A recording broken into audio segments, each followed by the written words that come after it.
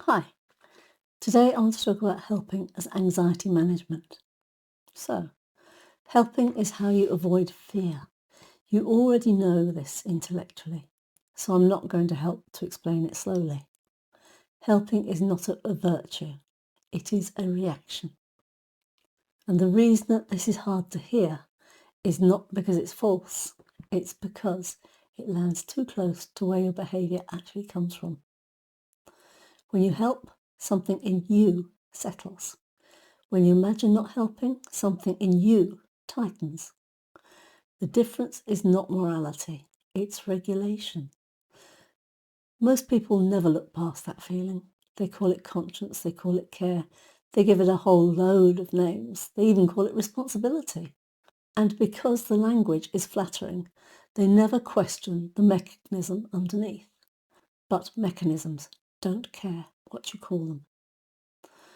When uncertainty rises in a relationship, a workplace, a family, a system, anywhere, your nervous system looks for a way to reduce the disturbance. Helping is a fast solution. It gives you movement, role, purpose, and relief all at once.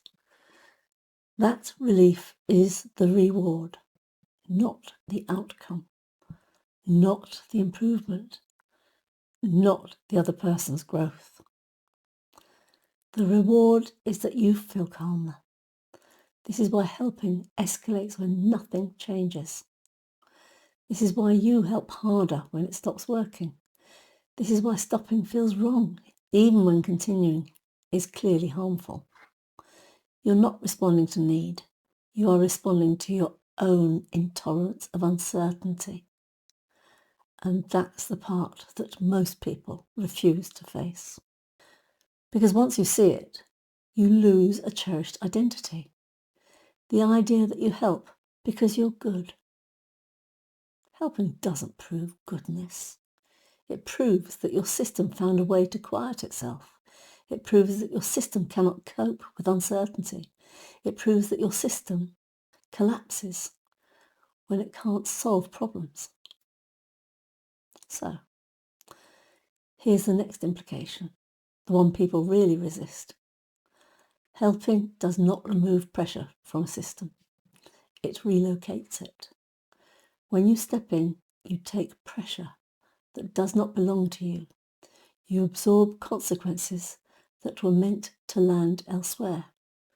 You interrupt feedback before it can complete its cycle. The system appears calmer, but nothing reorganizes. What you call support is often containment, and containment always serves the container first, you. This is why helping relationships stagnate. This is why organisations with great support cultures often don't adapt. This is why families with a permanent fixer never change. You are holding the system in place while it's collapsing within itself, but you are holding up all the structure. And if you've been doing this long enough, you will recognise what comes next. What comes next is resentment. Not dramatic resentment, quiet resentment, fatigue, irritation, martyrdom, and a sense that you're carrying more than your fair share.